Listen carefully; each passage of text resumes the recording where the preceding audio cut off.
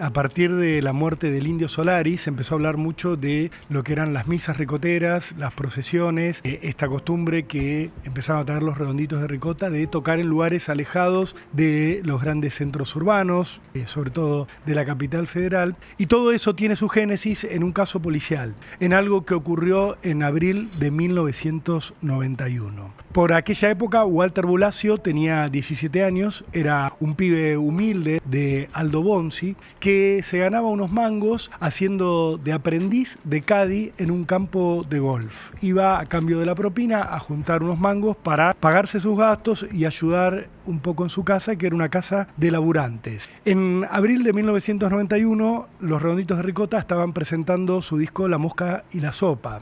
Walter era fanático de los Redonditos y nunca había podido verlos en vivo. Tenía la ilusión de venirse a Capital a ver a los Redonditos de Ricota, que estaban dando una serie de conciertos en el estadio Obras Sanitarias sobre la avenida Libertador en la zona de Núñez. Pero Walter no tenía un mango, estuvo laburando semanas y semanas y no logró juntar los 120.000 australes que necesitaba para pagarse la entrada. Hasta que la noche del recital, el 19 de abril de aquel 1991, su abuela, María Arenas, se le acercó y le puso en la mano los billetes que él necesitaba para comprar la entrada. Y le dijo: Walter, acá tenés, cumplí tu sueño. Walter se tomó un par de colectivos, el tren, y llegó finalmente a la capital para la hora del recital. No era el único que había llegado hasta el estadio de Obras sin entrada. Había decenas y decenas de pibes que habían ido buscando la reventa, buscando conseguir a alguien que los hiciera entrar. Algunos trataban de colarse, de romper una reja del Club Obras para meterse por atrás al estadio. Cuando estaba por entrar ya el grueso de la gente, Walter no había todavía conseguido entrada. Los ricoteros se estaban desplegando por Avenida Libertador y apareció la Policía Federal. Los policías de la comisaría 35 empezaron a hacer una verdadera cacería humana. Era una práctica muy común por aquella época, se lo llamaban las racias. Eran procedimientos donde la policía iba a un determinado lugar y se llevaba detenidos a todos aquellos que le parecían por algún motivo sospechosos. El criterio era el de la propia policía. Estaban amparados en una reglamentación local que se llamaban edictos policiales. Los famosos edictos policiales. Los edictos policiales habían sido dictados originalmente por el primer jefe de policía y luego cada jefe de policía iba sumando nuevos edictos que eran equiparables a lo que hoy llamamos contravenciones. Lo que pasa es que los edictos policiales eran legislaciones ideadas por la policía, que eran aplicadas por la propia policía y que no tenían un juez que las controlara. O sea, a la policía, por ejemplo, le parecía, y esto estaba entre los edictos, que estaba mal que la gente le tirara agua en la cara a otro durante el carnaval y lo convertía en un edicto. No se puede tirar agua en la cara a un vecino durante el carnaval. Entonces, en los días de carnaval, la policía salía a la calle, veía a alguien tirándole agua a otro y te llevaba en cana.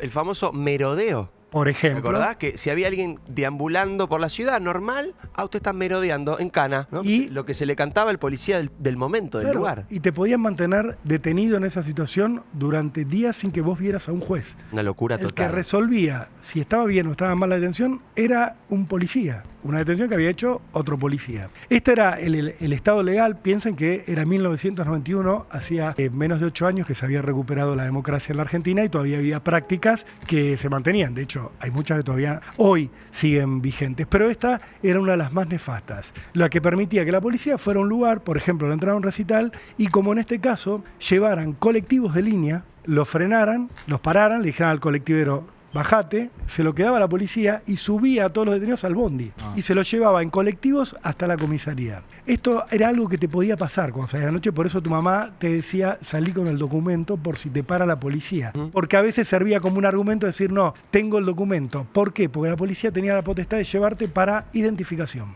que era otra situación totalmente caprichosa. ¿Viste? Hola, ¿qué tal? Sí, yo soy Rolando Barbano. ¿No tenés documento? A la comisaría a identificarte y te mantenían preso 1 o 2 días. sin haber hecho nada. Este era el tema. En este caso, lo que entendía la policía era que los fanáticos de los Redonditos de Ricota estaban molestando en la calle porque estaban sin entrada. En lugar de dispersarlo, decirle váyase a su casa, señor, lo suben al colectivo. Aquella noche subieron a 2 colectivos a más de 100 pibes. Se los llevaron a lo que entonces era la comisaría 35, que hoy tiene otro nombre, pero está ubicada sobre la avenida Cabildo, y los metieron en distintos calabozos. Walter tenía 17 años. Había un agravante más para la acción de la policía. Era menor de edad. No podés tener a un menor de edad igual que a un adulto. Pero en esa época la policía hacía un poco lo que quería. A Walter lo llevaron a un calabozo con un grupo de pibes a los cuales él no conocía, no eran sus amigos. Escribieron en el calabozo: caímos por estar parados, y pusieron sus nombres. Uno de esos nombres era el de Walter, tiene la fecha, 19 de abril del 91, y a medida que iban pasando las horas, la policía iba liberando. Alguno que lograba llamar al padre del grupo, que aparecía por la comisaría, se los llevaba. Llamaron a los padres de Walter, no los encontraron porque estaban laburando, y Walter empezó a pasar las horas adentro del calabozo. En un momento de esa noche, Walter se descompensa de manera totalmente inesperada, porque no tenía ningún problema de salud. Se descompensa, empieza a vomitar adentro del calabozo. La policía le ordena a los otros pibes que estaban presos que limpiaran lo que había hecho él. Nunca le piden asistencia médica, hasta que se hace de día y Walter ya directamente le costaba responder, le costaba hablar con normalidad. Finalmente, Walter termina en el hospital Pirovano, internado. Lo atiende un médico. Walter le llega a decir: me pegaron en la cabeza. Es todo lo que puede decir en ese momento. Su situación se empieza a agravar. Sus papás llegan a la comisaría a las 5 de la tarde, porque Walter no aparecía por ningún lado, no sabían dónde estaba. Logran ubicar la comisaría, de ahí los mandan al hospital, le dicen una mentira, le dicen que lo habían encontrado merodeando, como decía Diego, vagando con una presunta acción delictiva. Van al hospital, cuando llegan lo habían trasladado al Fernández porque estaba en un estado cada vez más desesperante. Sigue internado Walter durante días. Reacciona en un momento, le llega a decir a su papá: me pegó la yuta. Esta es la frase que alcanza a decirle. Luego cae en un coma y el 26 de abril Walter muere. La muerte de Walter provocó una conmoción. Obviamente había una parte de la sociedad que decía: estos son los Redonditos de Ricota, esto es el rock. Y por el otro había gente que luchaba por los derechos de las personas, de los ciudadanos, como la Correpi, la Coordinadora contra la Represión Policial Institucional, que se fundó por aquella época, que quería saber cuál iba a ser la justificación legal para todo lo que había pasado y que iba a empezar a luchar para que hubiera justicia. Spoiler, no iban a encontrar nunca la justicia. Se inicia una causa judicial donde lo que termina quedando en debate eran las facultades policiales para detener a cualquiera en cualquier momento por cualquier cosa.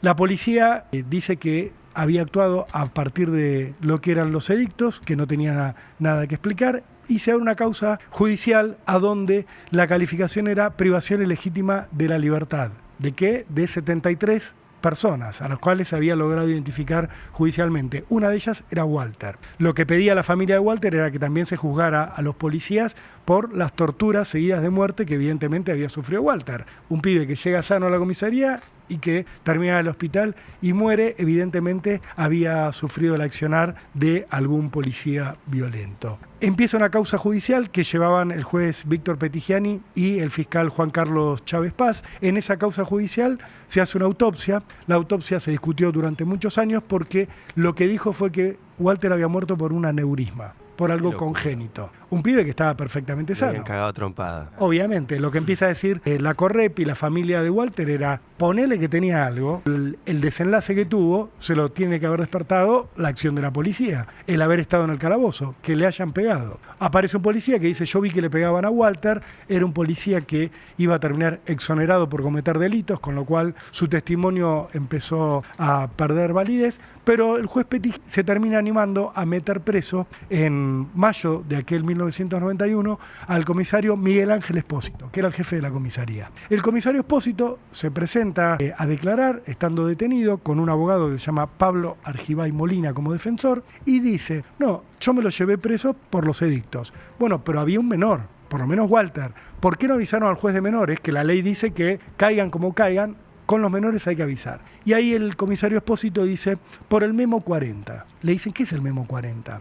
Entonces saca un papelito y dice, este es el memo 40. El memo 40 era un memo secreto que tenía la policía, que había sido dictado en 1967 por un jefe de policía y que decía que si un policía detenía a un menor y entendía que no hacía falta avisarle al juez de menores, podía no avisarle. Locura. Toda una disposición interna de la policía. Totalmente ilegal y anticonstitucional. Todo ilegal, todo antidemocrático. A partir de eso se conoce la existencia del memo 40 por Walter y por este comisario que lo cuenta. Qué oscuridad. Todo oscuro. Se deroga el memo 40, pero claro, lo que dice Espósito, el comisario, era que él había actuado de acuerdo a reglamentaciones vigentes. Con este argumento lo liberan. Se apela a la libertad, la causa se empieza a trabar, llega a la Cámara del Crimen, los jueces Carlos Elbert y María Cristina Camiña dicen, no, tiene razón el comisario. El procedimiento fue a todas luces inconstitucional, pero el comisario actuó ejerciendo una práctica policial vigente. O sea, él siguió los usos y costumbres de la policía. Lo liberan. A partir de ahí empiezan a apelar las resoluciones que había en este expediente hasta llevarlo a la Corte Suprema.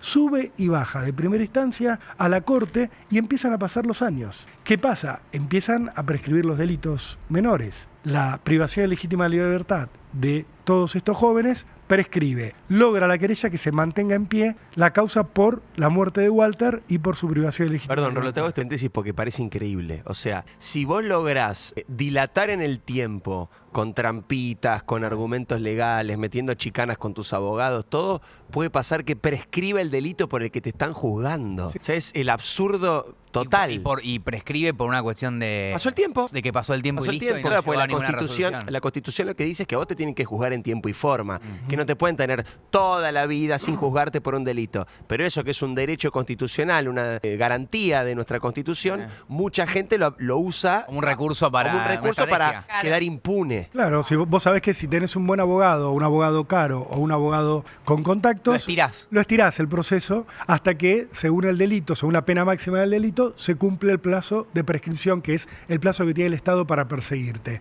Logran llegar a casi una prescripción total, sobrevive la causa por Walter, en 1996 lo envían a juicio, el juicio era por escrito, acusa a la Fiscalía en ese juicio, pide una pena de prisión para Espósito y le pasan a la defensa el turno de responder. Era una respuesta por escrito, nunca lo hace, nunca responde, apostando a la prescripción. El caso termina llegando otra vez a la Corte, intervienen 47 jueces en esta causa. El caso en 2002 vuelve a la sala 2002. Sala sexta de la Cámara del Crimen, que dice prescribió todo. Ante esta situación, Walter Bulacio ya era un ícono para la juventud argentina, para todos los que nos interesaban los derechos humanos, para los seguidores de Patricio Rey y los Redonditos de Ricota. Terminan yendo a la Corte Interamericana de Derechos Humanos a pedir un poco de justicia. Díganle a la justicia argentina, le piden a la Corte Interamericana, que esto es un verdadero papelón. Ante la amenaza de una sanción al Estado argentino, la Corte Suprema decide reabrir la investigación. En realidad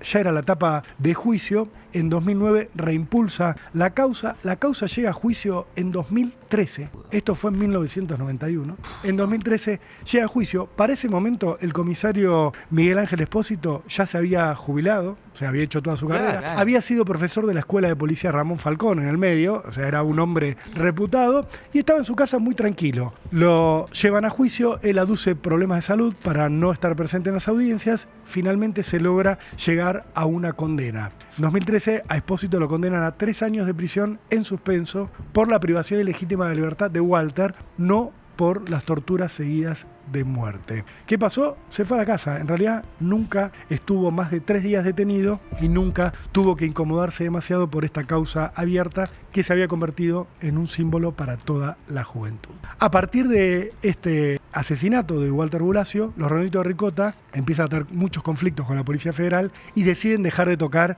en Buenos Aires. Empiezan a tocar en lugares cada vez más alejados, pidiendo que no hubiera seguridad policial, que la seguridad fuera privada, organizada por ellos, y empiezan a hacer los recitales, las famosas misas, lejos de los centros urbanos, con el argumento de proteger a sus seguidores. Siempre se le reprochó, de todas maneras, al Indio Solari no haber dicho una sola palabra en público sobre la muerte de Walter. Esto fue algo que mucha gente le ha cuestionado al Indio Solari. Sí compuso una canción que se llama Juguetes Perdidos, que está dedicada a Walter. Nunca habló de él. Nunca habló concretamente del caso de Walter. Cosas que tenía el Indio, que había temas que en público él prefería hablaba. no. Por ahí lo llevaba más al arte como con la canción. ¿Es Como- esta? Esta es la canción Juguetes que Perdidos. estamos escuchando, que es Juguetes Perdidos. La Renga también le dedicó una canción a Walter, cantito Y hay popular, un canto de cancha muy popular que es Yo sabía, lo te estás por decir. porque hay otra canción también muy famosa, para quien la conoce o le interesa, que se llama Ayer soñé con Walter, que es de Fito Páez, que la cantaba Fabi Cantilo,